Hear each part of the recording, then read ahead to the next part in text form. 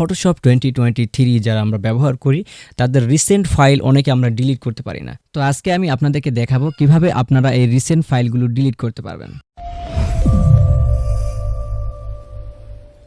Hey guys, welcome back to my channel শিখব ভিডিওর পক্ষ থেকে আমি ফ্রিল্যান্সার নয়ন।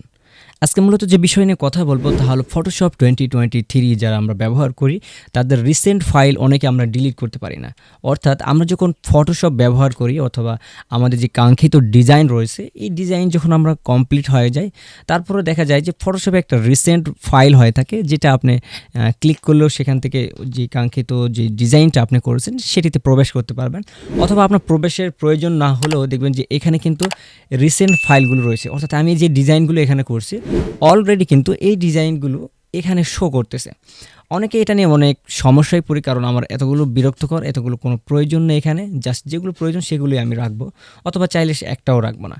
তো আপনারা দেখতে পাচ্ছেন যে অলরেডি এখানে অনেকগুলো ফাইল রয়েছে। যেমন আমি একটা ফাইল আপনাদেরকে দেখাই ওপেন করে, যদি আমি জাস্ট আমরা ক্লিক করে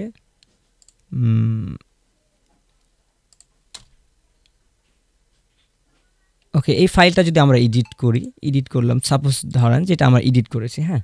তো এডিট করার পর যদি আমরা কেটে দেই, তারপরে দেখব যে এখানে একটা রিসেন্ট ফাইল থেকেই যাচ্ছে। তো আসলে এই রিসেন্ট ফাইলটা কিন্তু এখান থেকে কোনো ডিলিট করার কোনো অপশান নেই, একদমই কোনো অপশান নেই যে এখান থেকে ডিলিট করবেন, এরকম কোনো অপশান নেই। তবে আমি আপনাদেরকে আজকে যে প্রসেস দেখাবো সেই প্রসেসে আপনি চাইলে একটা ক্লিকে যতগুলো ফাইল হচ্ছে সবগুলোই ডিলিট করতে পারেন। যেমন তার ভিতর প্রথমত আপনাদেরকে দেখাবো যে এই ফাইলটা কিভাবে ডিলিট করবেন। তো তার জন্য কাজটি করতে এই ফাইলটা এখন কোথায় রয়েছে সেখানে আপনাকে যেতে হবে। যেমন আমার এখানে ডেস্কটপে ফাইলটা রয়েছে, তো আমি নামটা একটু চেঞ্জ করে দেবো। তো রিনেম করে এখানে জাস্ট আমি একটু চেঞ্জ করে যদি দেই, তারপরে যদি আমরা ফটোশপে যাই, রিসেন্ট ফাইলে যদি যাওয়ার পরে দেখেন এখানে কিন্তু ওই ফাইলটা শো করতেছে, কিন্তু আমি যখন মাউস দিয়ে ক্লিক করব তখন কিন্তু এটা আর থাকবে না, কারণ যে আমি নাম চেঞ্জ করছি, হ্যাঁ। যে এখানে যে নামটি রয়েছে যেমন লাস্টে 2, কিন্তু এই জায়গাতে কিন্তু সেই 2টা কিন্তু নেই। এখন তার মানে এই ফাইলে আর এই ফাইলের নাম আর এক নেই। তো এই মুহূর্তে যদি আমি এটাতে ক্লিক করি তাহলে কিন্তু এটা আর থাকবে না। তো জাস্ট আমি এখানে ক্লিক করলাম, দেখেন অলরেডি কিন্তু এই ফাইলটি নেই। তো এইভাবে রিসেন্ট ফাইল আপনি ডিলিট করতে পারেন, অথবা আরেকটি কাজ করতে পারেন। আপনি যখন ফটোশপ ব্যবহার করবেন, যেমন আমরা বিভিন্ন ডিজাইন করে থাকি, তো ডিজাইন শেষ হয়ে গেলে আমাদের কিন্তু এই রিসেন্ট ফাইলগুলো থেকেই যাবে, এটাই স্বাভাবিক। কিন্তু এই রিসেন্ট ফাইলগুলো ডিলিট করার একটা ক্লিকে আপনি সব কিছু ডিলিট করতে পারেন, এই ওয়েতেও ফটোশপে রয়েছে, কিন্তু আমরা অনেকেই এই বিষয়টা জানি না।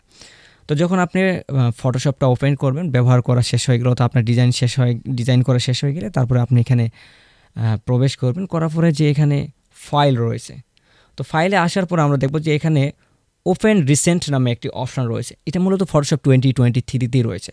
তো এখানে আমি আসার পরে এখানে যদি জাস্ট মাউস নিয়ে যাবো, নিয়ে আসার পরে দেখতে পাচ্ছেন যে এখানে আমি যতগুলো মানে ফাইল অর্থাৎ ডিজাইন ব্যবহার করেছি বা ডিজাইন করেছি সবগুলো কিন্তু এখানে অলরেডি এসেছে।